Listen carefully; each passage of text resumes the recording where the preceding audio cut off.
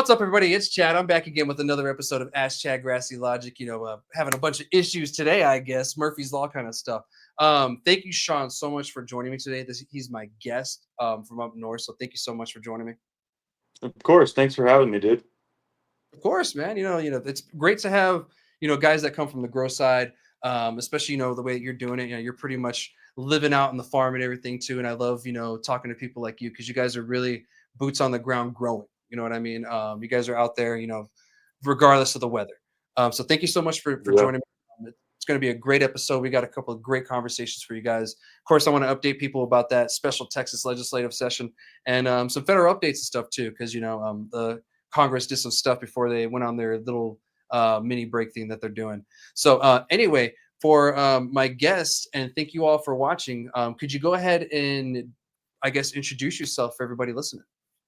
Yeah, my name's Sean. I'm the owner of the Deafening Ziploc. We grow, I like to say, really high quality mixed light flower. And I don't like to claim living soil, but that's pretty much what it is. Really big on incorporating a ton of biodiversity and compost and many different kinds of manures. Yeah, and I top dress and pretty much do almost water only. There is some exceptions to that, but it's pretty much the cleanest weed that you can smoke or grow. And I believe it's just also the best way for the environment too. Using the sun and just using soil in that way makes it a pretty unique product, especially with Yeah. how much like everyone just pumps salts and dosatrons, and it's just there's not like an organic input in their whole system.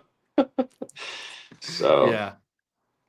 It's relieving to see people that are going more of the natural route. Don't get me wrong. I'm in my tent and indoor. I grow the salts, or whatever.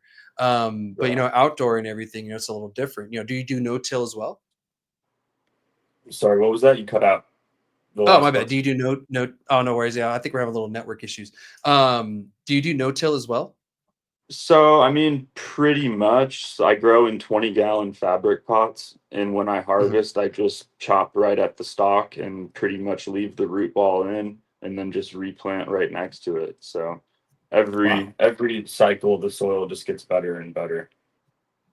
Yeah, And a you're lot getting of guys those will take beneficials. the soil in and out every run, and it's just to me that it didn't make any sense to do it that way. Yeah.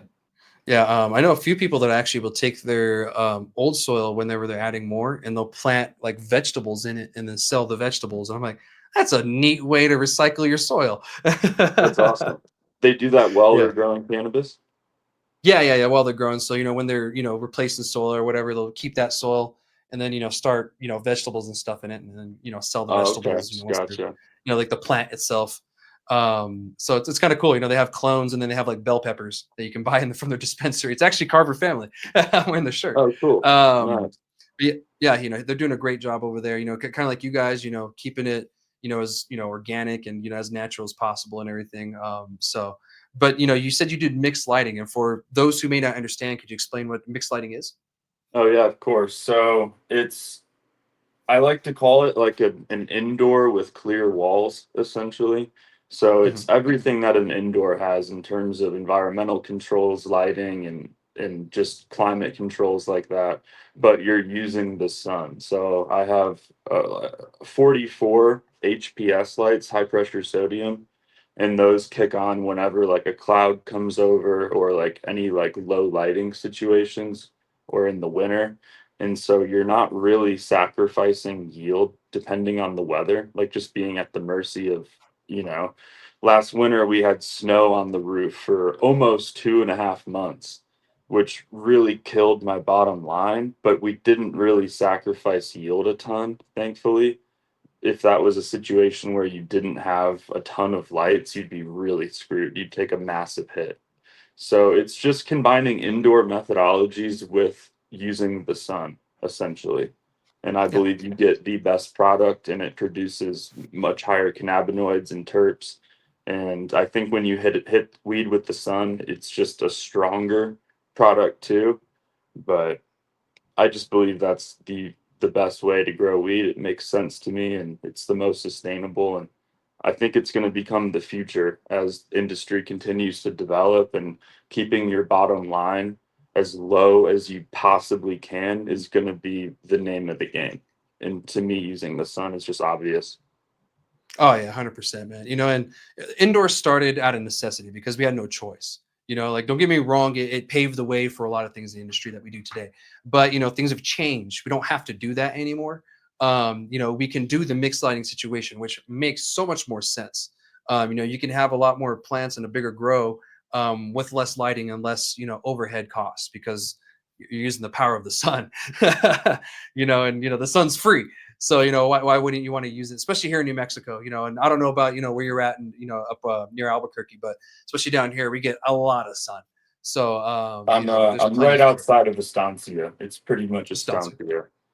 I'm Okay. like 15 minutes away from all of that crazy stuff that was going on with like all those huge, massive grows that were getting busted by the feds and stuff.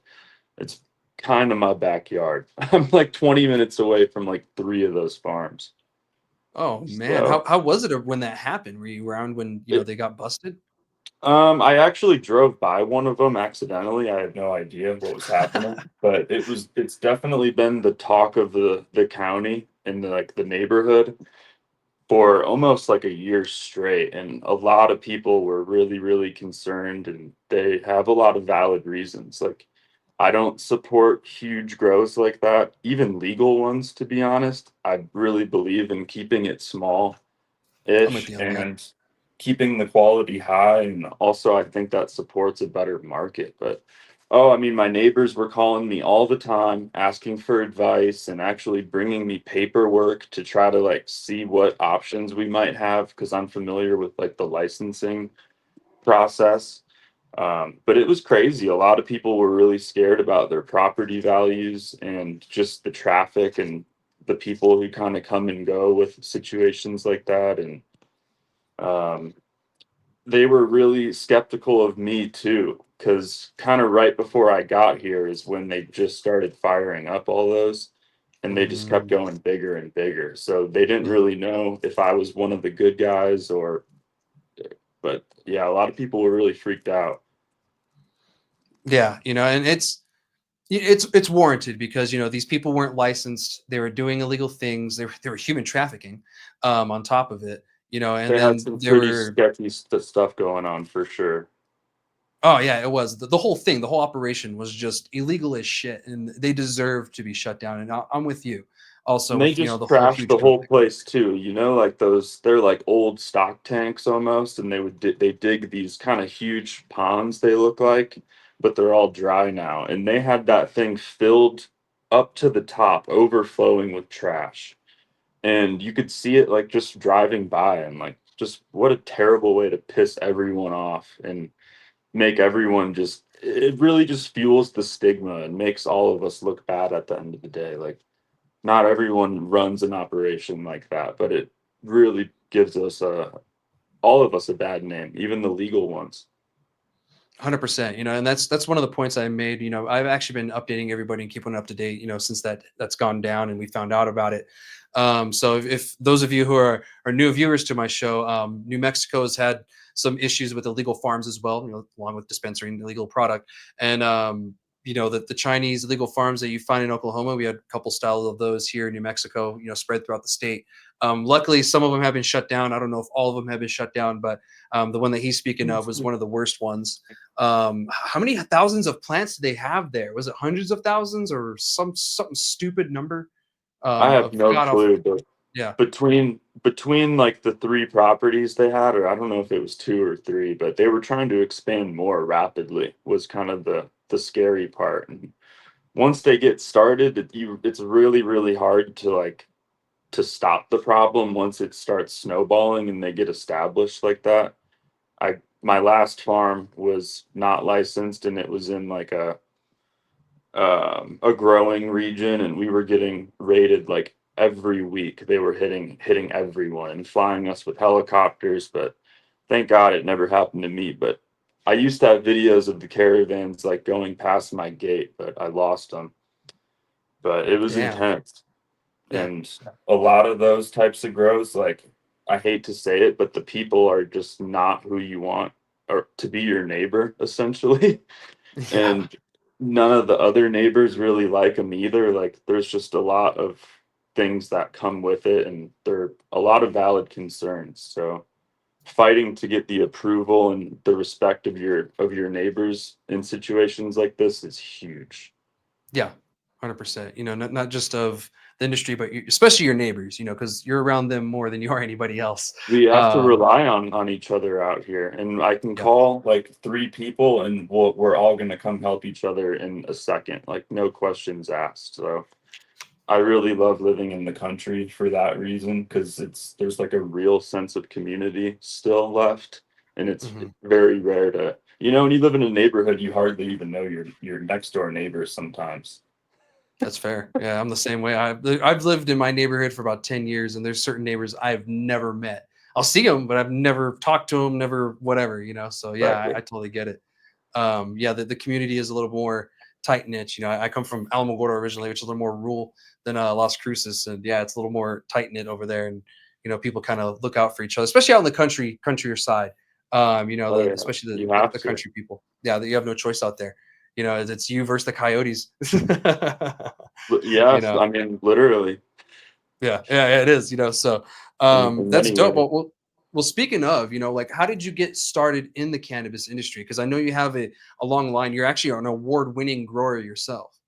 Oh, thank you. I appreciate that. I mean, it started as a kid, really. Um, I was a terrible student, and teachers were always saying I need to take this or that or whatever. But like stimulants and those kinds of medications just made me feel crazy. Like I've never done like meth or anything like that, but I would imagine like that's how it would make me feel. Like I'm talking like teeth jittering, like I'm tweaked out. Like my body just had a really terrible reaction to it for whatever reason, and they just kept trying to make me take it. But I started smoking weed at 12 is when I kind of found the plant and developed my relationship with it.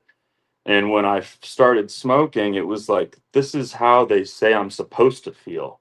And I Yeah. was like, it was kind of a blessing and a curse, because then it started a little too early, and it just was always a source of a ton of trouble and problems with my family and relationships. But I was never able to like really be separated by it. And I started selling it really early on too.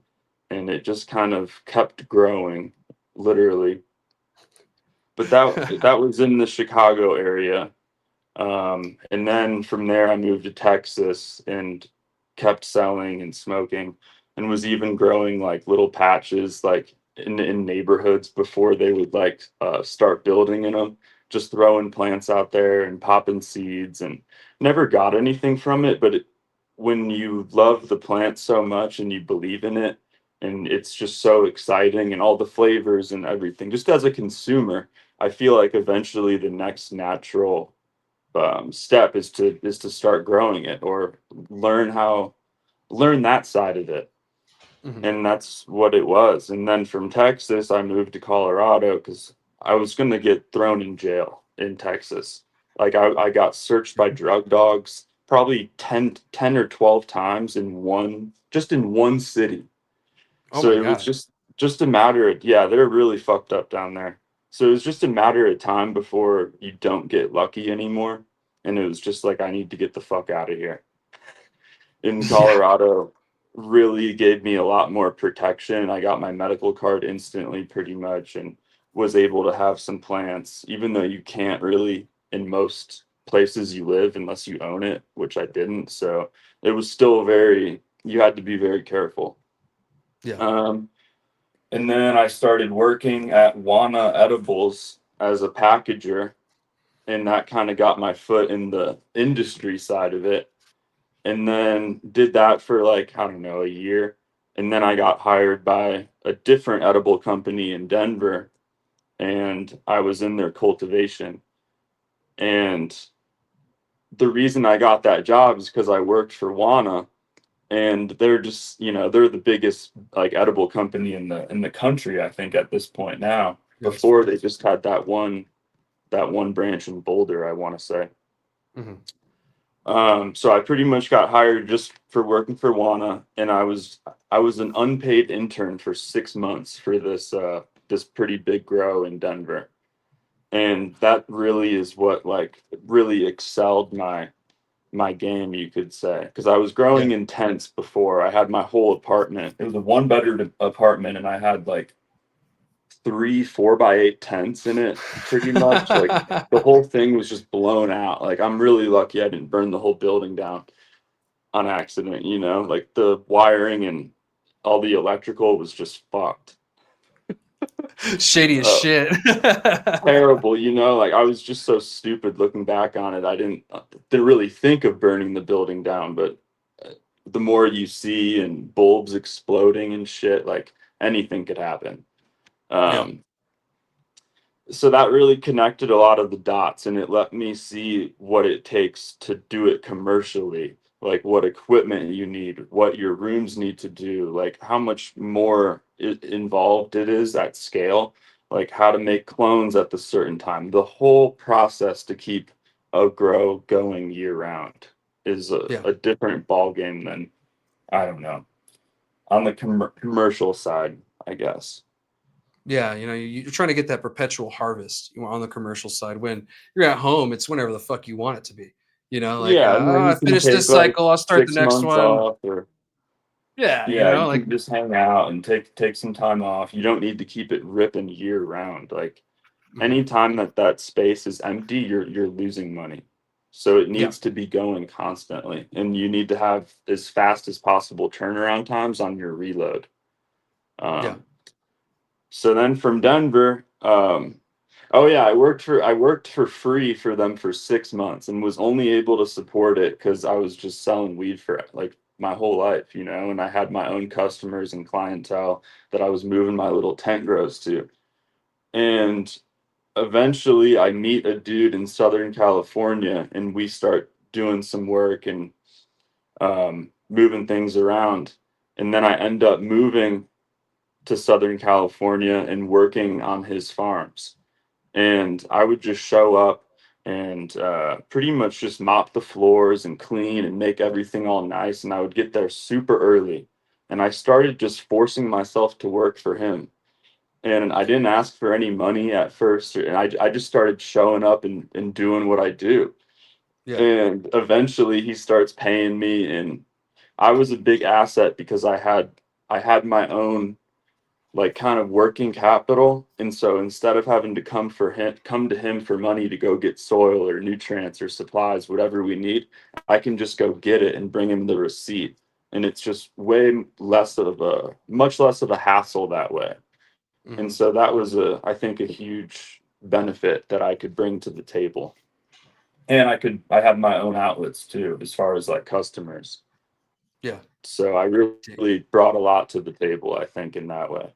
And then eventually I was a 50-50 partner on three different farms. So I was running like the whole thing and fueling these other farms that were in the area. From one location, we had the moms and clones and then greenhouses for veg, and that would fuel other locations. Mm. And that was a ton of fun. I had so much fun running those spots. Um, and then after that, I was able to rent a farm with six greenhouses on like 40 acres. And I did a couple acres of outdoor down there too, and just mostly depths though.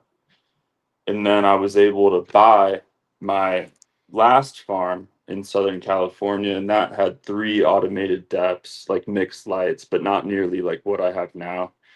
Yeah. Um, it's just been a constant journey of just growing and chasing the plant. And I always was just like, if every round isn't better and bigger, almost like I'm fucking up. Like that was always my goal, like get bigger and bigger. And the dude I worked for running those three farms, he's the one who taught me how to actually get a mortgage and Mhm. like that whole process to do that. I don't want to get real deep into that, but that Yeah. was the biggest gift anyone ever could have taught me, because everyone around me wasn't like focused on like goals like that. the money was coming and just partying and vacations and blowing it as fast as you could get it on rental cars, just the stupidest shit you can think of. And Mhm. I always put so much pressure on myself to build something that is going to change my fucking life from this. Like the risks I'm taking and how hard I'm working, I'll be damned if I'm sitting on the couch talking about the good old days. And you know what I'm saying? Yeah. Yeah, definitely. So like your background Cool. is very extensive. Oh shit, you cut out. What was that? Oh, my bad. I said your background is very extensive. I don't know. Did it I cut out don't again? know. I've no, I heard you. I've been doing this for a while at this point. It's Yeah. going on like I think 12 years of growing. Hmm. I think maybe a little more if you count just like playing with seeds. But other than that, Yeah. I've been involved with the plant since I was 12, pretty much nonstop. Yeah. Yeah. No, 100%, dude. You know, yeah, you're doing great things. So what was the deciding factor that made you go from, your spot in Southern California or what you had going on in California, to New Mexico? Oh fuck, man, that's a really deep loaded question. It was just time, like the stress of all of that really, really just it kind of just instantly kicked in. Like you become like desensitized to it. And there is a lot of PTSD, as funny as it sounds, because you're like a veteran, but just from everything that comes with that, like you can't really have a real life. You can't have friends, really. Everyone just kind of wants to take from you, and they only want to be around because of what you can offer or provide. But the raids were a really big part. Forest fires were scarier than the cops, and those were becoming really real too. Like we Yeah. had to get mandatorily evacuated, um, and the fires got like 2 miles from my property, and that was really fucking intense. And just getting flown by helicopters, and the raids just kept getting closer and closer. And they passed my farm twice, and there were only like two or three farms behind me because I was kind of at the back of the road in this Yeah. like valley of a mountain. And I was just like, fuck, dude, if they're not just gonna miss me forever, it's gonna be my turn one of these days. Like, you can only get lucky for so long. And I kind of hit my goals, and I don't think you can really go much farther than like kind of what I did. I bought my property, like I achieved all my goals, and it was just like a good time to transition. And I tried getting that farm license, but it was impossible. Um, Ultimately, it just hit me, and like other things were happening too with certain um, like groups of people that things were involved in, and things were just getting way too real on like a lot of fronts. Yeah. A lot of fronts. And I really just had a terrible gut feeling. Like I just knew something terrible is going to happen, and I'm going to end up in prison for the rest of my life, or end up doing something that I'm going to regret for the rest. Like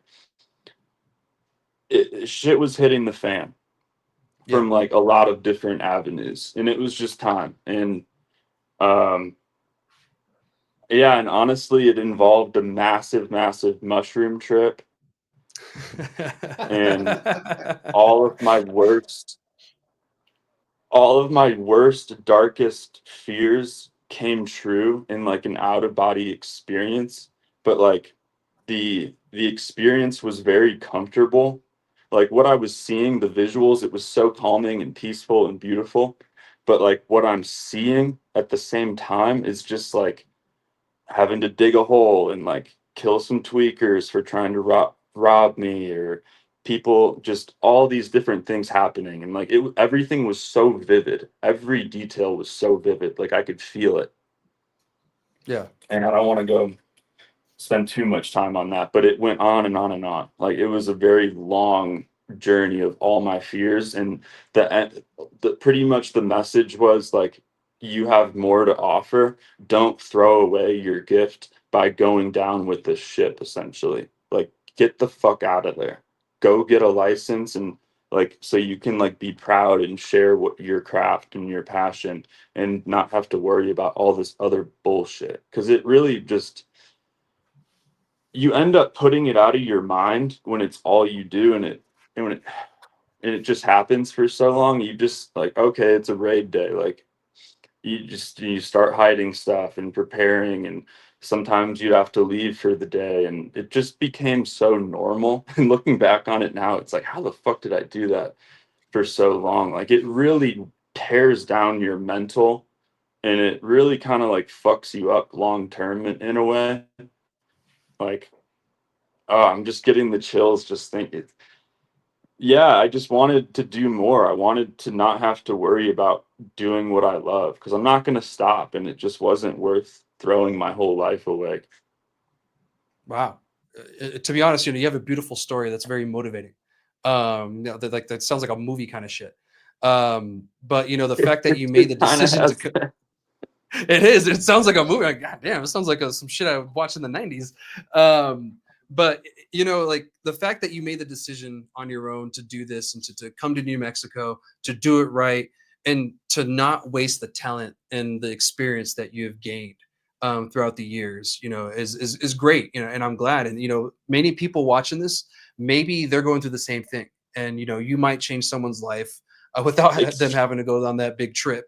And maybe you'll save someone's life this way. So I appreciate you sharing your story, is what I'm saying. It definitely saved mine, but I have to give a massive shout out to my big homie Shane. He runs Twin Fire Farm outside of Santa Fe. Mhm. He played a massive role in convincing me to get out here too. And he pretty much reinforced the mushroom trip and that whole experience without even knowing it at the time. And he was Yeah. saying the same thing. Get the fuck out of there. You have nothing left for you there. You need to be here. You need to be in New Mexico. Get a license here. You're gonna crush it, dude. You like just almost grilling me, like really driving this point home. And I was just like, dude, okay, fuck, I will. And I literally, yeah, we were fishing at the time, and I actually get a call as he's like just drilling this message into me. I get a call from my neighbor. He's like, Sean, the fucking caravan's coming. They're headed towards your place. Like, we're watching them. We'll let you know. We'll let you know what happens. And Mhm. at this point, like, I'm with my parents too, and I'm like, fuck, you got to be kidding me. I had two greenhouses ready to harvest. They were ready to chop. Holy You shit. fucking kidding me? This can't be real. And that was like shortly after the mushroom experience too. And so at that point, it was just like, fuck this. I'm so done. I'm so done. And I actually harvested that greenhouse, and at one point I cut down like 400 plants because I was just so ready, and I knew if I kept going, I would have just stayed. And so I like rated myself pretty much. I killed all my mom's, like, and that's my mom's are my prized possessions. Like my mother plants, like they're Yeah, everything to me. understandable. And I grow everything from seed, and I'm really passionate about the genetic side. And just every plant I cut down, I just started crying more and more. Like, and by the end of it, I was just fucking bawling like a little kid, like sobbing and like face running and like Mocos and shit. yeah, the whole thing. And I kind of, it was a really, really dark time to just let go, but it was like what I had to do to force myself to do it. And I listed the property like the next week. Wow. And you got the fuck out of Dodge. It was really like that fast. And like I've always Yeah. said, you need to trust your instincts. And that's something I've always been pretty good at, and just feeling the energy and the environment. And you have to have good intuition to make it, really. And when I was like scared like that, and like knew it was time, like I knew it was fucking time. Yeah. Yeah. That's That's crazy, and I'm glad that you're here. Here in New Mexico, because we need great Thank you. craft I'm glad to growers. be here too. I'm glad to be here too.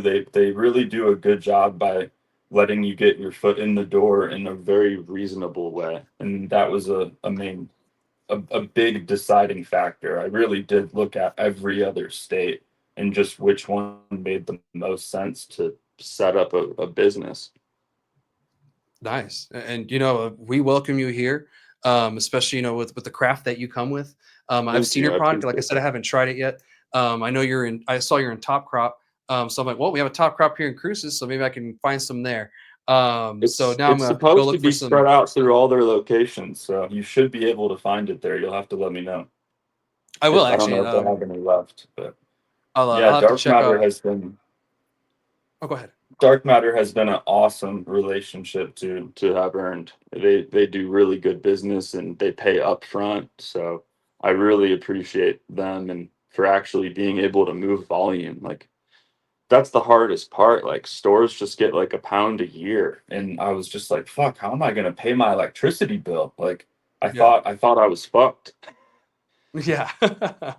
It's really, really the hardest part is selling your weed. Like it was very humbling when I came here because I really, I guess, thought it would just be so easy.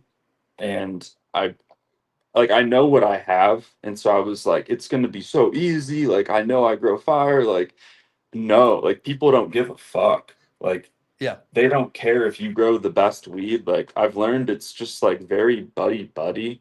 And if you're not part of like their little clique, it's like they don't care if you like give them a pound. They just Yeah. don't even want it. Yeah. It's in the north especially is totally different too than the south when it comes to that. And I've It's noticed that so about the tough. north. Yeah, it's a really crazy game up there. And the northern New Mexico, like Albuquerque area, has been kind of crazy since the medical days anyway. They've had a ton of shops up there since back then, and they have the bigger population, so it makes sense. But yeah, the way they move and do things is totally different. And I've noticed that too. The whole buddy buddy Mm. thing, whatever, blah blah blah. But yeah, even down here sometimes, you'll run into that. It's not as much. Sunland Park seems to be one of those places that's kind of starting to form that, and that's unfortunate. Because it's Interesting. such a it's weird, dude. Sunland Park, if you ever get a chance, go down there. Totally different kind of market. That isn't the New Mexico market at all. I tell people that's the Texas market. Well, yeah, I mean, Because Texas is keeping all of them afloat. yeah, and So I once worry about Texas. if Texas passes the hemp thing, what that's going to mean for Sunland Park. I mean, it will probably decimate them. It will. And actually, that's our next conversation. And we'll get on that here in just actually 1 second. I actually have a couple more Oh, questions I want to ask you to make sure we get oh, cool. your business side out. First, we didn't even ask this. What's the name of your business? It's the Deafening Ziploc. I love the name, by the way. Like I remember when you followed me on it, you're like, "Yeah, don't worry. I know it looks like one of those illegal drug dealer pages, but it's real." That's just been my name forever, and that's been my Yeah, OG name. So it's really trippy that it's an LLC now when it started from the bottom. Like before I was even growing, that was my name I went by. yeah, So like that's I was hilarious. building that brand like even back then. Yeah, and now it's a brand, and to be It's an honest, most the LLC. It's crazy to think about. it's a legit business. I never would have dreamed that would happen. Yeah, and you know what? You had to go through all the experiences you did to get to this point. And I say it, for a lot of people, it's a humbling experience, and I'm sure it was for you too. And a very maturing experience. Because we've all been kind of through something like that. It's like, what the fuck am I doing? And It was once a you get to where you need to wild be, ride to say the least, but it's what I had worked for so hard, and there was just no way I was going to just stop. I had to yeah, just keep going, and moving to Southern California really allowed me to do what I never could have done in Colorado, just because the market there, the climate, the weather. I picked hmm Southern California actually because I knew I could throw out clones year round. And so yeah, if you have a place to veg, all you have to do is just throw weed outside and it'll just flower. or you Yeah. have to dep it depending on the time of the year.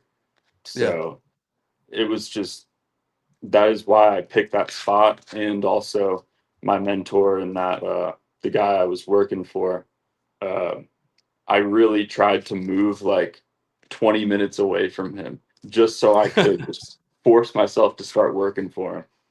Yeah. That's funny. Just putting yourself in the right place at the right time and everything too, man. You know, It's like, so important in life to yeah. do that. You have to be very strategic about everything you do. And I've Mhm. never had a problem like chasing the plant. So it's like most people don't want to leave their hometown. It's like I've been all over the country.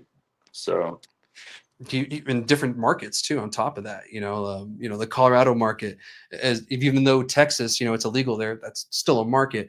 Even that one, and then down to the Colorado and here in New Mexico, where things are totally different, than pretty much anywhere else. I'm So I'm thankful glad to that have you kind figured of it out. seen all through all those different windows and the experience that I have. I really value, and I think it lets me have a much better sense of like the market and where it's going, and also just what strains are moving. Like if you're not in tune with the market and what's actually moving as a grower, you have no clue what to grow. And Yeah. the growers who don't even smoke, that's a whole another topic. Like you're just throwing darts at a wall in the dark and hoping that something sticks. Like how do you know? It's like a chef with no tongue, like, how do you know what you're putting out is good? you A chef know that hates food and like doesn't eat his own food or something. It's weird. Yeah, yeah, anorexic chef. So, but yeah, well, I appreciate you sharing your story with us, man. Like that was really powerful. And those of you watching, if you can relate, listen to your mentors when it comes to this, because people go through experiences and they try to share it with you for a reason. So I really appreciate you sharing. Welcome to New Mexico. Welcome to the market. I always love seeing growers doing great things, especially great growers, and I've seen your product and I'm excited to try it now. But before we, Oh, we move thank you. on to the next topic, where are you located right now? I know we talked top crop dark matter, but what other shops are you at in the state that people can check out? So I'm not really sure what their current inventory is or if they have anything dark matter. Well, I heard that dark matter has some pre-rolls. I guess they process some into pre-rolls. Um, but as far as the stores that have been kind of consistently buying my product, I've been in the dispensary near me locations for a while. They've been Okay. really good at actually moving volume and being consistent.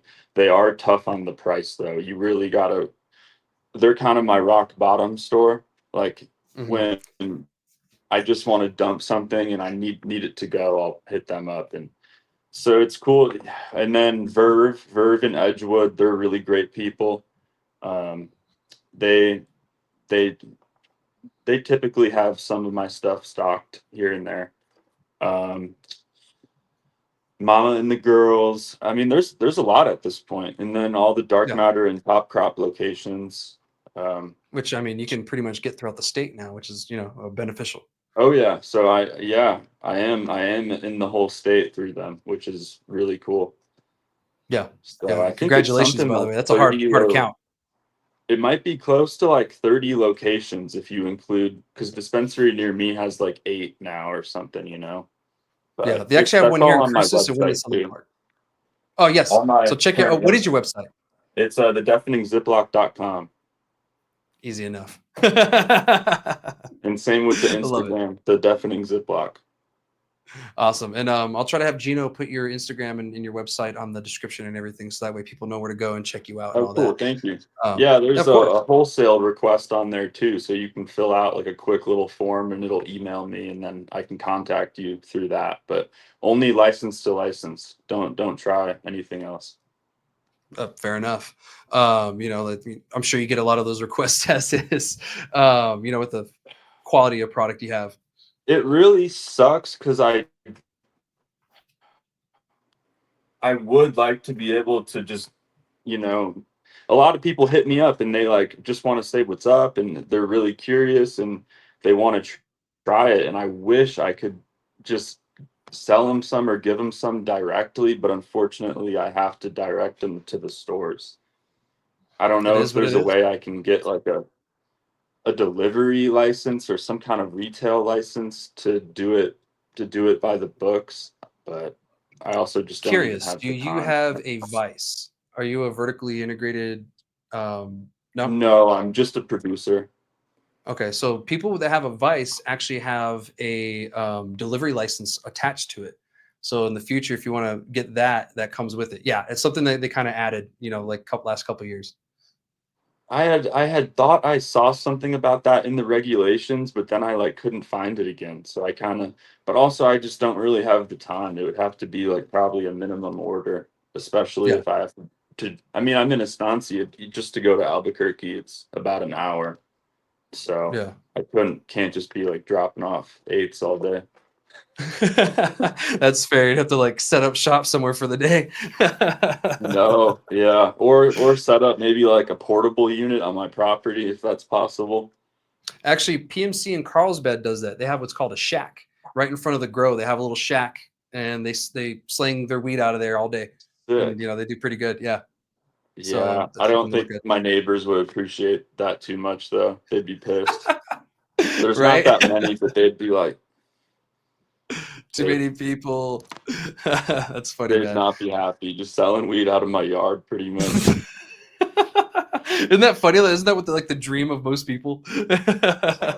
I'm very courteous of the impression, and I do care about their comfort level. And I told my closest one that if he ever starts being bothered by the smell or anything like that, to just contact me. And there's a few things I can do in the future that will help with like mitigating odor, but they all just really don't care. I grow a No. lot of food too. I have a lot of tomatoes in there, and I like to grow just all kinds of food. Really, I have a bunch of peach trees.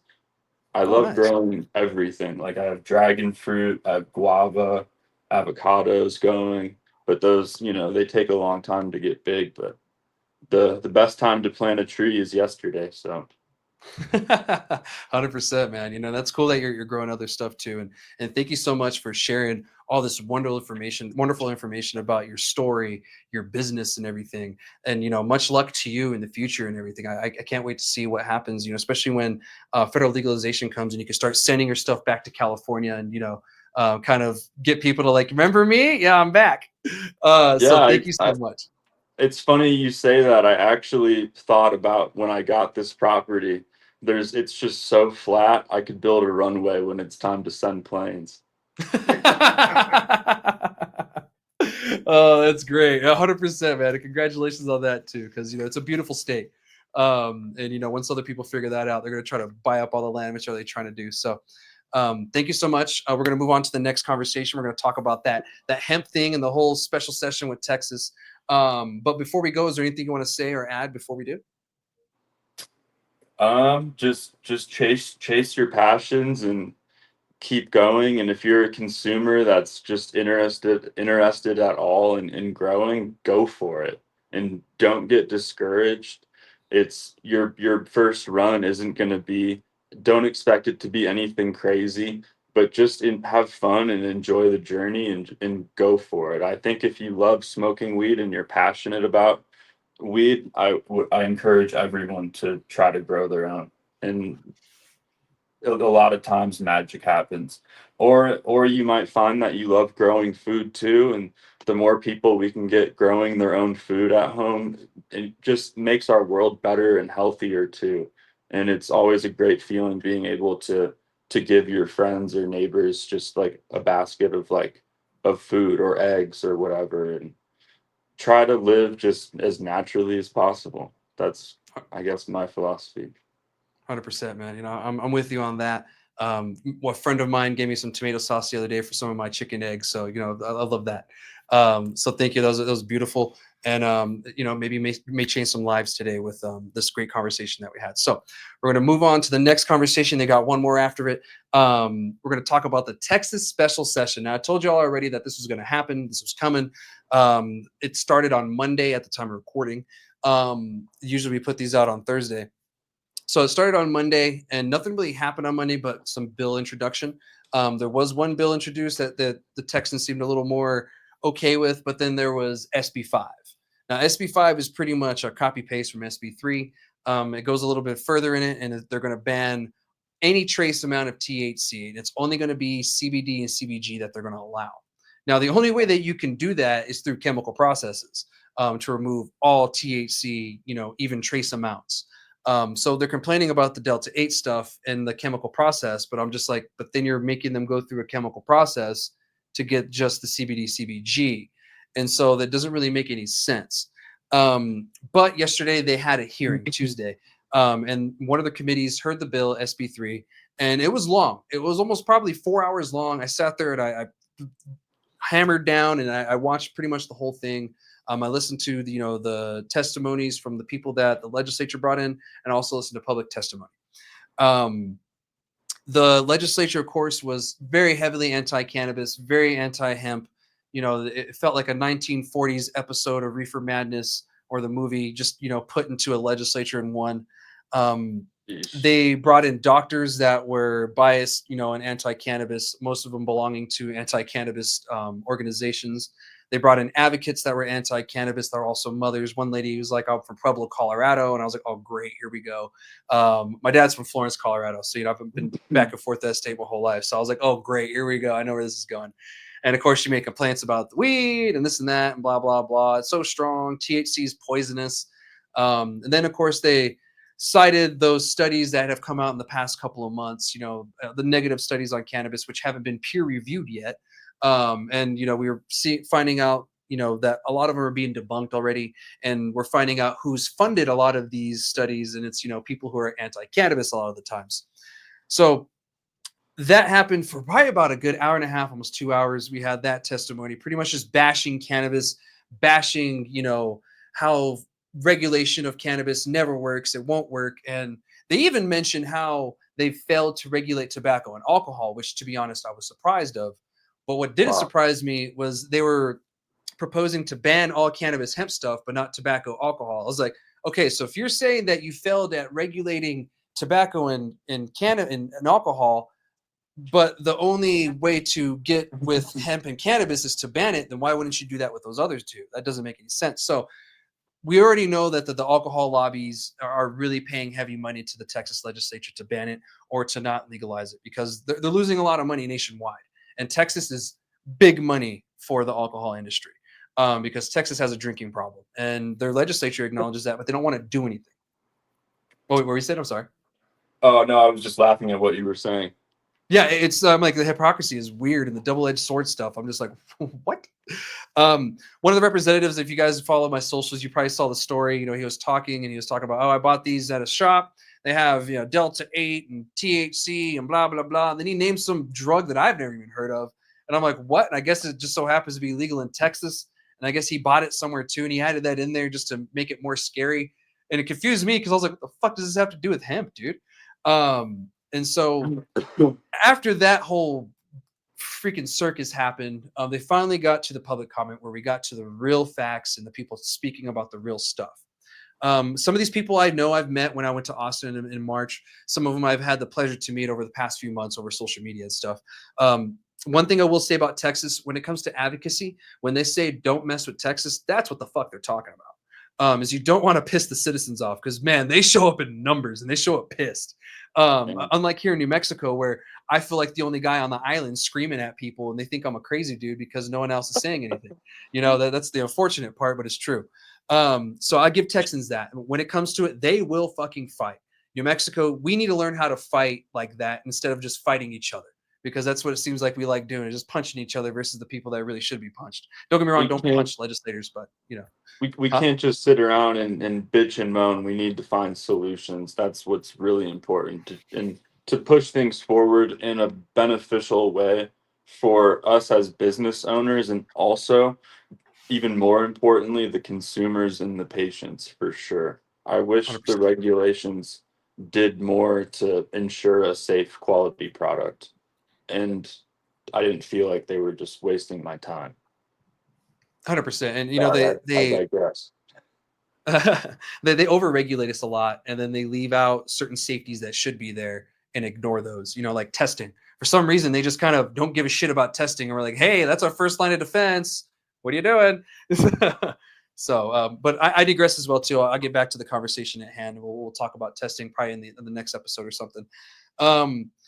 So they got to the public comment. Of course, a bunch of business owners were there, other advocates, people that were really debunking a lot of these BS claims that the legislature has made. But it got to a point where Senator Perry, he's the sponsor of the bill, big anti-cannabis guy. I think he was a sponsor of SB3 that passed last time, because I remember watching their session, and he was just arguing with people the whole time. So when it came to public comment, he sat there and argued with these guys. I think one of the businesses was called Happy Cactus, just because it's a fun name.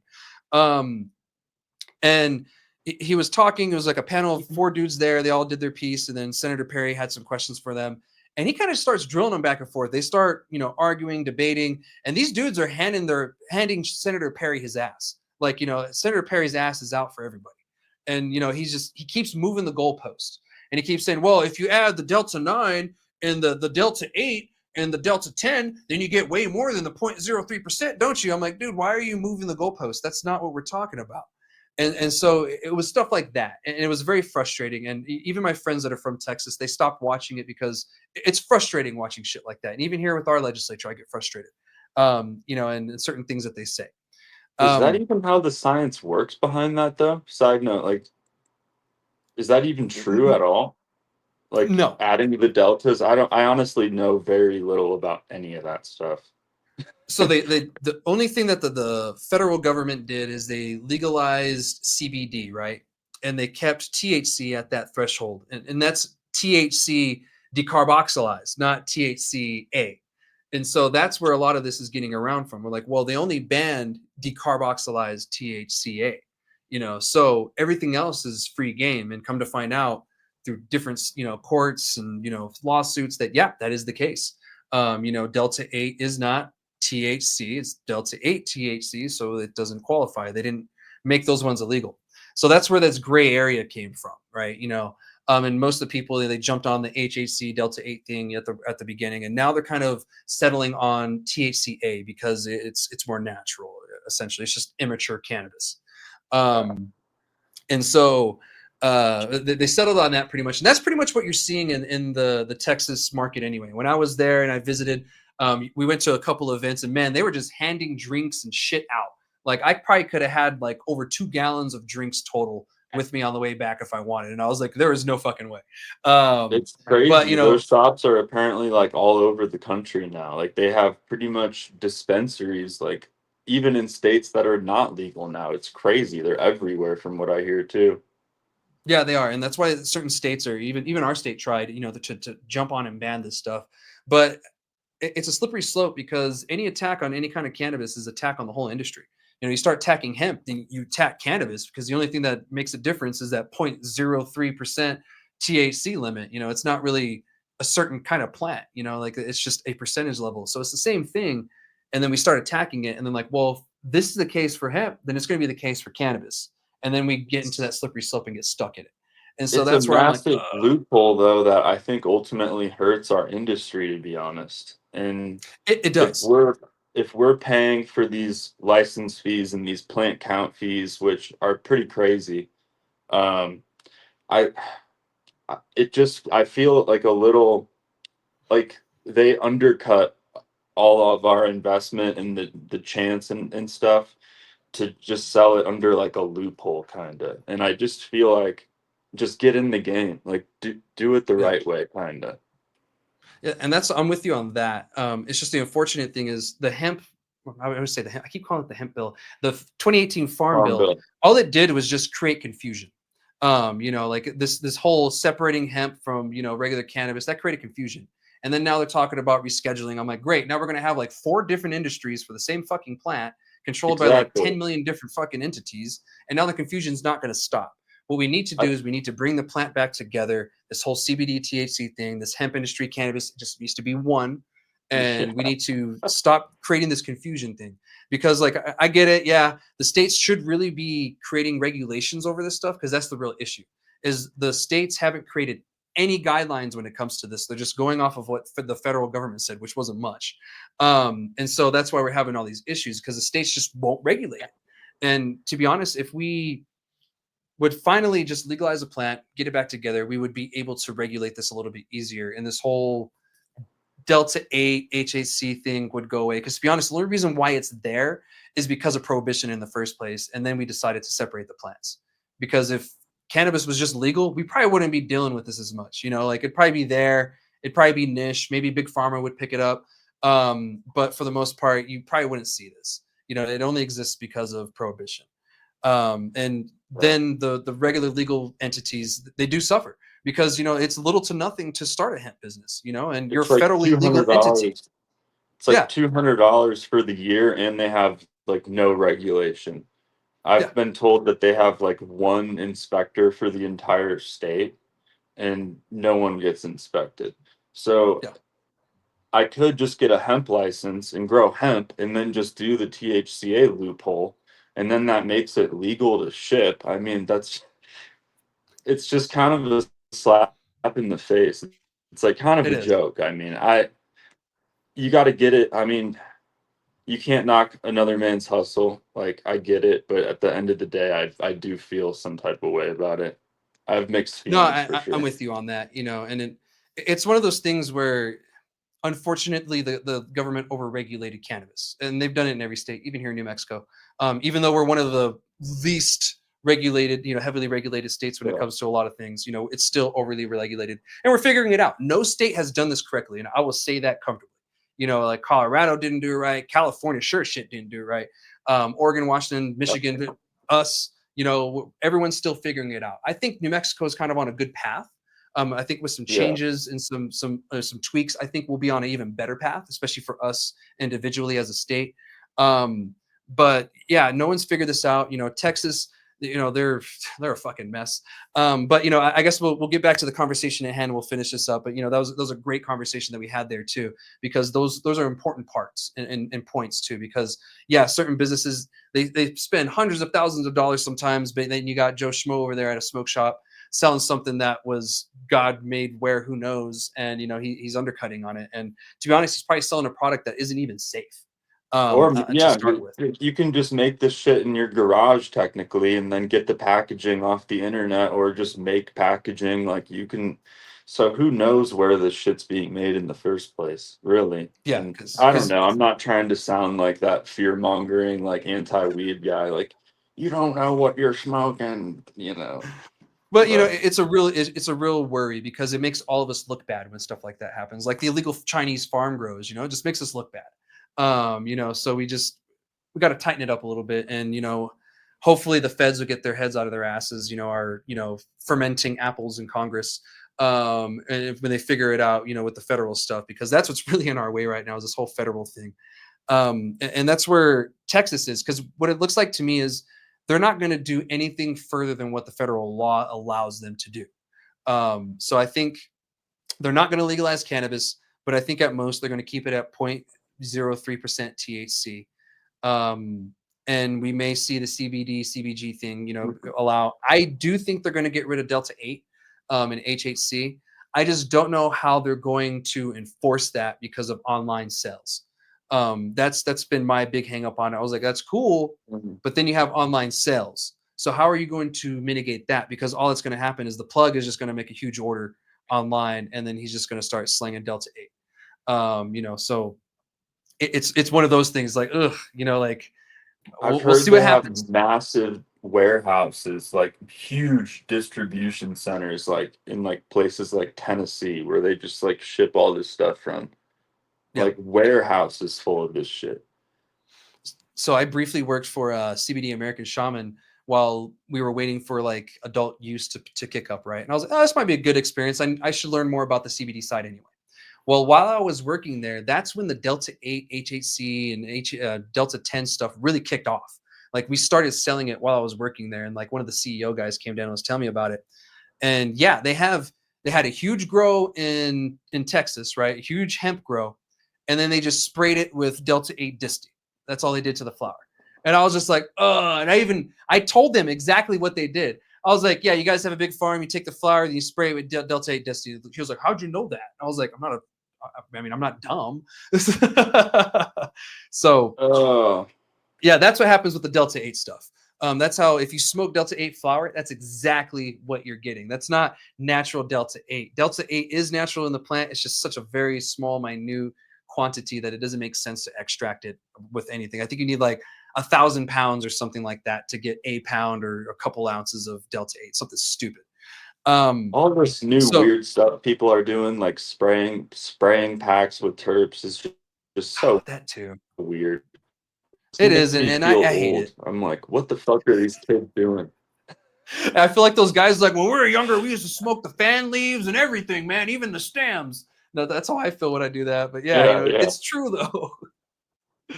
Like we We're smoke real place. flower. Like weed should actually taste good. Can you believe it? Yeah, yeah, exactly. And even my friends that smoke blunts, I'm like, bro, like blunts are meant for shitty weed, right? Like what?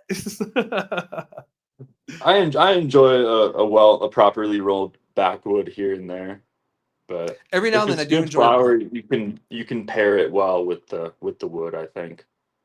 I do too, and I'm with you on that. I do enjoy a blunt every now and then. I did smoke a lot of blunts when I was younger, and that's kind of how I learned that. And I was like, okay, it makes the shitty weed taste better because Reggie was really shitty. Um, but my friends that smoke it religiously, I'm like, bro, you don't need to smoke it with everything. If it's really good So weed, you should taste it with the backwood though. Like it can be a nice pair. yeah, I agree with you. Because I have had some where it is a good pair. But my other friends that aren't aware of that, they're just putting it in a blunt because that's just what they do, Yeah, I got it. whatever, I thug gotcha. life. I get it, whatever. But we'll get back to the Texas thing, and I'll finish up on this. But yeah, it looks like Texas is going to, well, the Senate anyway went ahead and voted yes on that SB5 bill, 10-0. They ignored every other public comment, and even though from what I saw, every public comment for the most part was against that bill. They wanted something else. And even the governor, he wants regulation. He doesn't want a straight up ban. And the kind of regulation that he wants, and I read this, he clarified it, is nothing beyond federal, regulations, the 0.03% THC. And he wants to get rid of Delta 8. So I think what's going to happen, and I've talked to some advocates in Texas about this as well, and they kind of confirmed it, is in the House, I think, is where we're going to get those versions and where it's going to change. So look out for that in the coming days. This is most likely going to pass the Senate floor. Then it has to go on to the House, and that's where I think the real changes are going, and that's where the advocates are hoping for the real changes to go.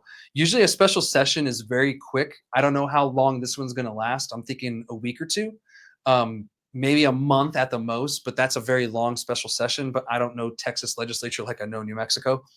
Mm. So we'll see what happens, and I'll keep you guys updated.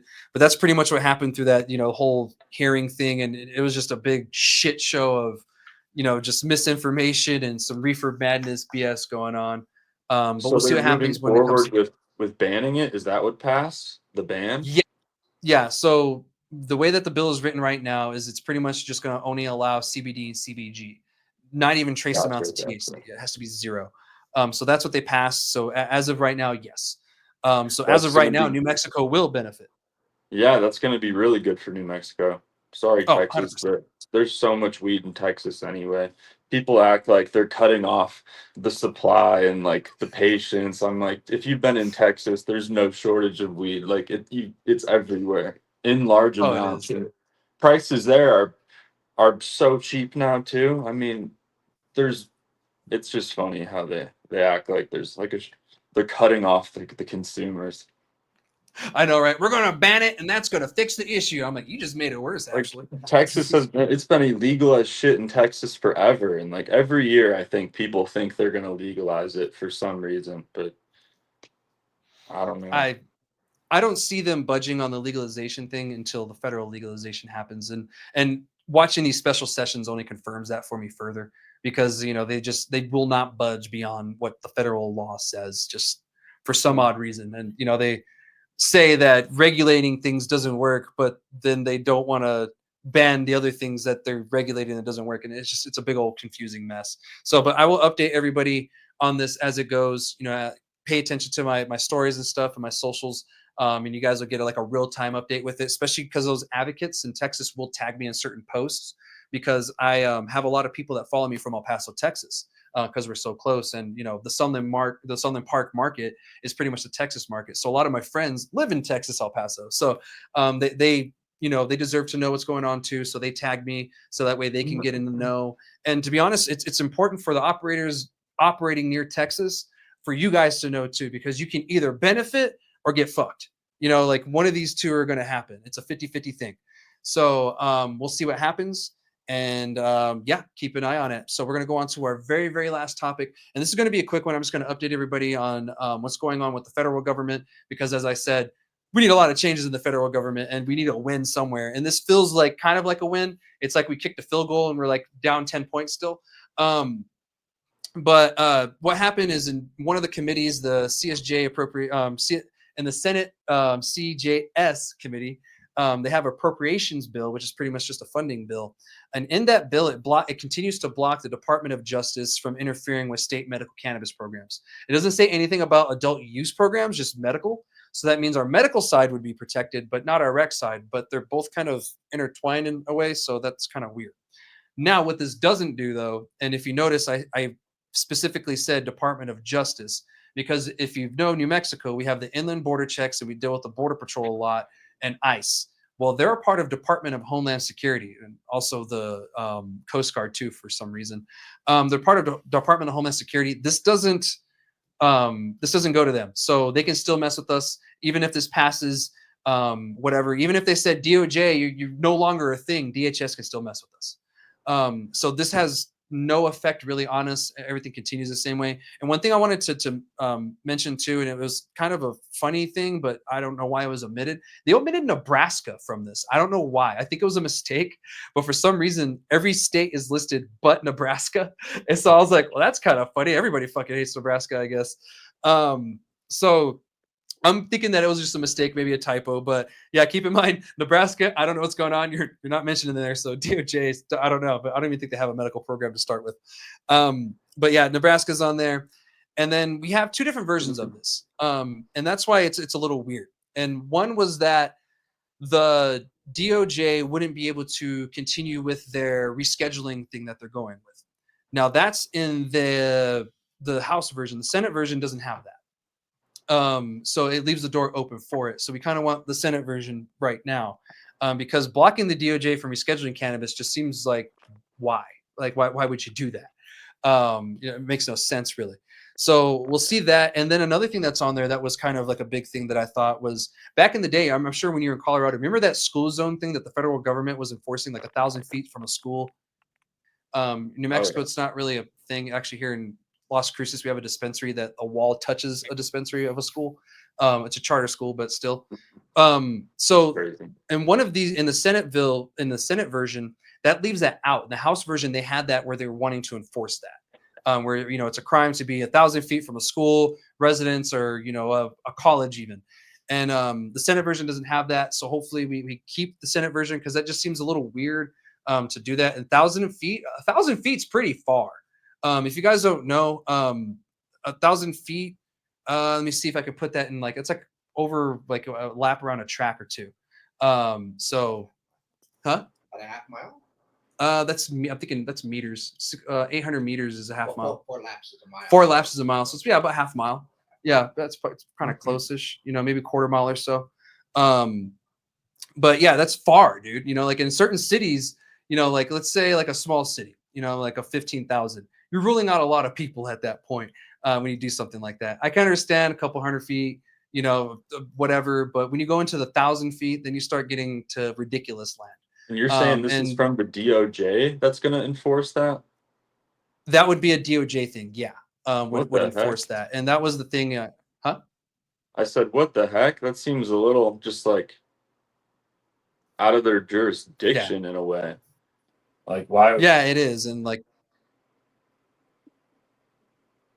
go ahead. The state makes its own regulations, and I don't know why they would interfere like that. Yeah, me too. I'm with you on that, because it's weird to do that in the first place, to, whatever. But I don't think the House version will make it. Huh? just out of nowhere too. Like, where's this coming from? Yeah, and we've operated for so many years without, harassment like this or any of these issues. And even the, blocking the DOJ from rescheduling cannabis thing, like that's just random, like what? It's 2025, not 1940. So there's that. And then they have hemp protections in there as well to protect hemp state programs and stuff like that. So I just want to update y'all on that because it's in one of these budget bills that it's moving through. But there's some big changes in these that could screw states over in the long run too. That if they pass, would be kind of weird and stupid. I hope they don't. I don't think they will. But it's good to keep an eye on it. So I just want to update everybody on that, and that's pretty much all I have for this week. I just really wanted to hammer in that Texas thing, and your amazing story was so good. I had to keep going and listen to it, man, because it was really really motivating. So I really appreciate you joining me today. Oh yeah, thanks for having me, dude. I appreciate it. Yeah, of course, man. And what were your thoughts about that last story with like the feds and stuff? The feds? With the DOJ, and the whole, I just budget think thing. it's really odd. It seems very random and kind of out of nowhere. So I wonder like where this pressure is coming from and why now? Because they they've kind of just stayed out of the medical and the recreational side of thing. They've just kind of left that alone for a really long time. They haven't really been like raiding dispensaries like they were in like the early 2000s, like the DEA and stuff. You just Mhm. don't really see that too much, or didn't really see that at all for a long time. So it's pretty weird. Yeah, it is. It's very random. You figure there'd be more progress now since we've kind of proven that this is possible, and that this is a benefit to communities and stuff. But And it's it alarming is what it is. if that does go through as well. Does that also mean cultivators have to worry too? Like, does that mean I could be facing like raids on my legal farm? Like, so there's a lot of reasons to be alarmed by that if they do choose to go through with it. Yeah, 100%. And what that leaves me with is make sure you contact your representatives in the Senate and the House or in Congress in general. Send them an email, let them know that, this worries you, that, you don't want to even see something like this on there. And if you could please, not vote for it. I have people that, watch from different states. So if you're from a state that is heavily anti cannabis, still email your representative, even if they're anti cannabis, just so they know that, this is something that people care about. And when it comes time, don't vote for them. Vote for someone else. That's the way that our system works. We gotta stop voting against our best interests when it comes to being cannabis people. There's a lot of people even in the industry who will vote against themselves just due to a political thing, and it hurts them in the long run. So sometimes you have to look beyond that and just vote for the best person that's best for you. So that's everything I have for this week. Thank you again so much, Sean, for joining me. It was a great, wonderful conversation, and I hope I can actually meet up this weekend because I'm gonna be in Albuquerque. So hopefully we can, meet up and maybe have a session or everything. So thank you so much for joining me. Yeah, come on Do you have by anything before we anytime. leave? Come on by anytime, dude. You're always welcome, and I always love showing people my facility and my greenhouse. So people normally trip out. I I put like every thing I could into it to make it just pretty much almost state of the art. So it's a unique setup. I think I'm the only one in New Mexico, is what I was told. That may have changed by now, but the only greenhouse like on that level. I would say so, and especially when I finally get a chance to visit, I'll be like, oh yeah. It looks a So lot different in person. Pictures don't do it justice. It's a beast. oh well, I can't wait to check it out, brother. Maybe I'll be able to this weekend. So um, Anytime, everything's in flower right now, raging pretty hard. So yeah, hell it'd be yeah, a probably smells. good time to come check it out. Hell Oh yeah, yeah, got to check standing these things out. outside of the exhaust fans, you just get blasted with like straight sweet, almost like Ooh, cookie terps. It's crazy. yeah. That must. I would It's probably just stand there all day. Just I want to Oh live yeah, here. and it's cold and it just cold and smells amazing. I'm pheno Oh hunting a ton of what are supposed to be original Girl Scout cookie seeds right now, and I have a ton of really cool funky phenos. A few of them are like straight Durban poison, like that lemon kind of funk, like yeah. almost pine sol in a way. And so there's a Oh few of man. those, and then there's more that are just like really cookie, like just sweet baked good dominant. So there's going to be some fire coming up soon. Nice, man. I can't wait to try it. And I can't wait to check everything out too. And actually, I'm probably gonna check it to Top Crop to see if they got any of your flowers. So I can go try it out after this. So I Yeah, I'm appreciate it, sure you should man. just give them a call. Yeah, I will, or I'll check their menu online, or text a couple friends that work there and see if they got it. So we'll see if they have it here soon. So Well, thank you cool. again so much. If you do, you'll have to let me know if they have any and how you like it. But I'll definitely hook you up when you come by, and we Okay, can for sure, brother. play some samples if I have any, if and Okay. when. Yeah, if and when. That's the whole thing. So I'll hit you I'm up after this, and pretty much out of everything. I'm completely sold out right now, which is an awesome problem to have. I was gonna say that's a good problem to have, brother. Shit. Especially in But this market. Well, congrats. Well, anyway, yeah, thank you so. it's a good feeling. But yeah, dude, I appreciate your time. Thanks for having me on. Oh, 100%, man. Well, anyway, everybody, thank you so much for watching this week. We'll be back actually here in about 2 days with another episode of Ask Chad Grassy Logic. So we've got 2 episodes this week. So I'll be seeing y'all here soon. All right, guys. See ya. Shoots.